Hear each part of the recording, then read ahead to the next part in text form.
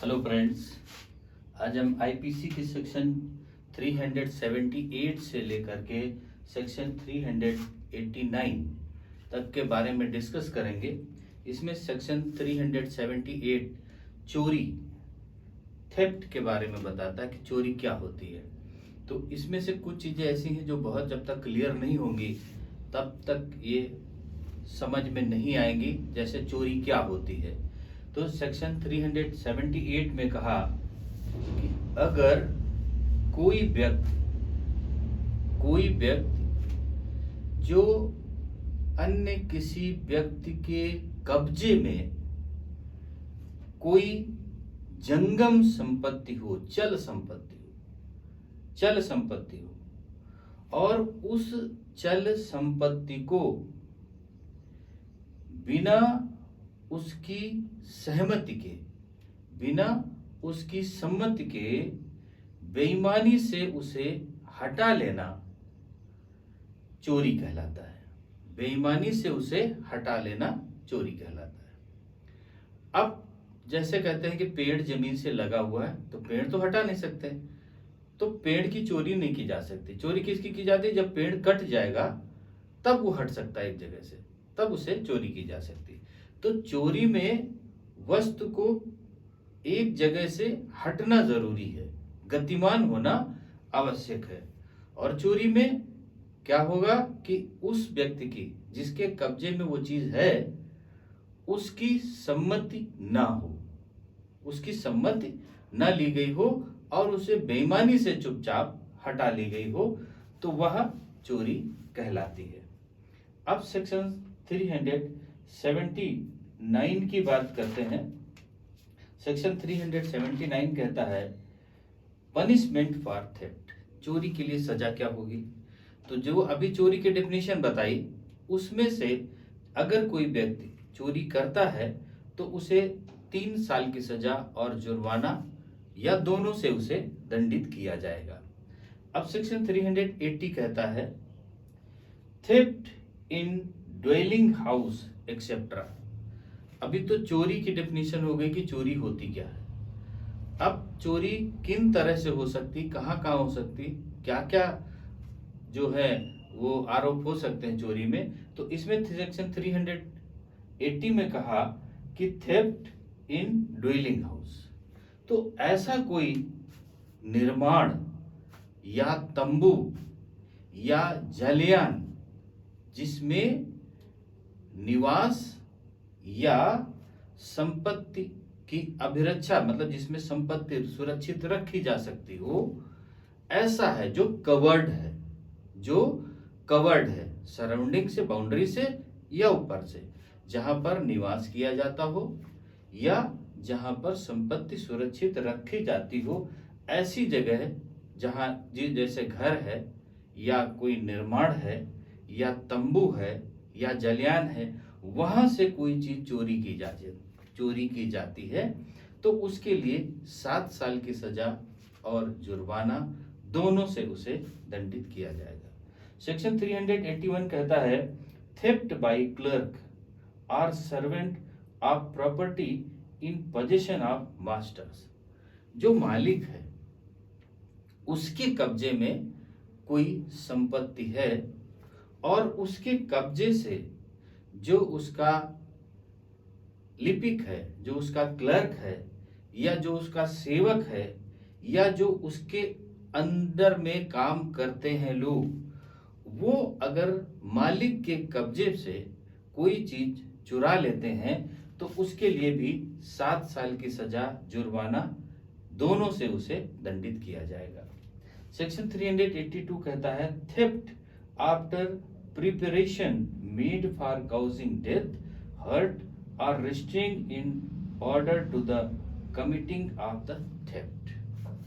Section 382 कहता है कि अगर कोई व्यक्ति किसी जंगम संपत्ति की, किसी चल संपत्ति की चोरी करने गया और या चोरी कर लिया, चोरी ले करके सामान को ले करके बाहर निकल भागने की कोशिश कर रहा और उस समय कोई व्यक्ति आ जाता है जिस पर वह अटैक कर देता है उसकी मृत्यु कारित कर देता है या उसे उपहत्य कारित कर देता है, मतलब उसको कोई चोट कट वगैरह ऐसी मार देता जिससे उसकी उपहत्य कारित हो जाए।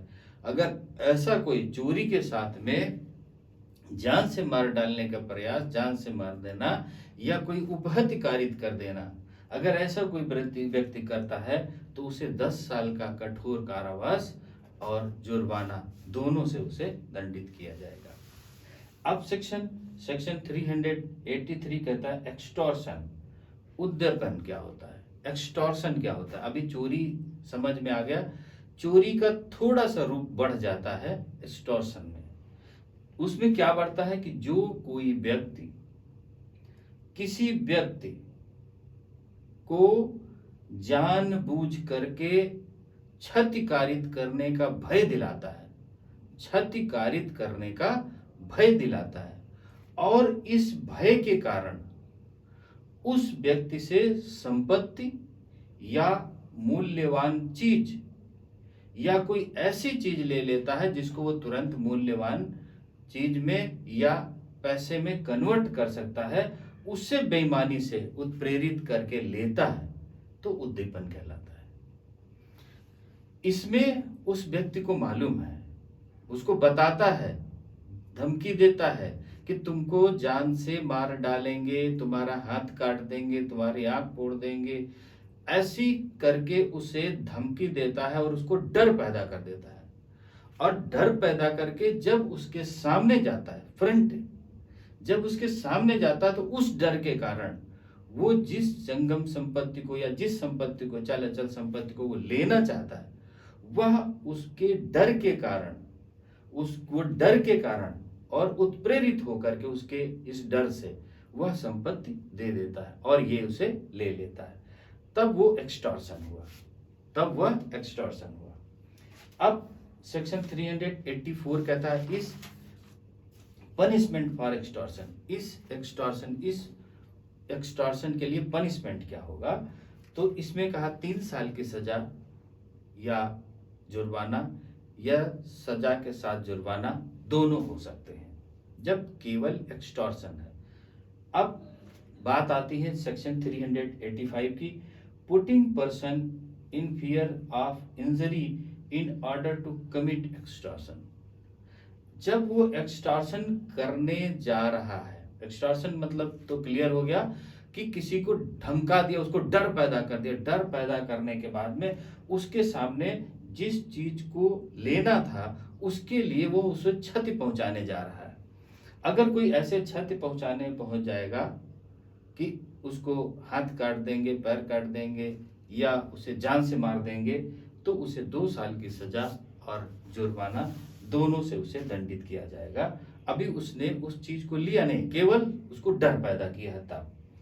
अब बात आती है सेक्शन 387 के, putting person in fear of death or of grievous hurt in order to commit extortion. Section 385 भी था, 386 कहता है extortion by putting a person in fear of death or grievous hurt. अगर कोई व्यक्ति किसी अन्य व्यक्ति को या उस व्यक्ति के किसी खास को मृत्यु या घोर उपहति कारित करने का भय पैदा कर देता है, मृत्यु या घोर उपहति कारित करने का भय पैदा कर देता है और उस भय से वह उद्दीपन करता है, उद्दीपन का मतलब उसको प्रताड़ित करके उस चीज को लेता है। अगर ऐसा कोई करता है तो उसे 10 साल की कठोर कारावास और जुर्माना दोनों से उसे दंडित किया जाएगा।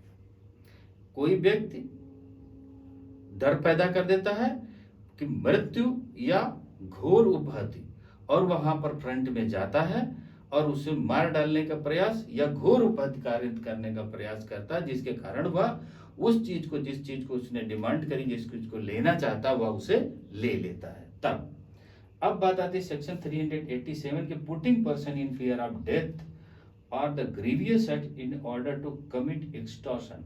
सेक्शन 86 और 87, 386 और 387 में थोड़ा सा ही डिफरेंस है।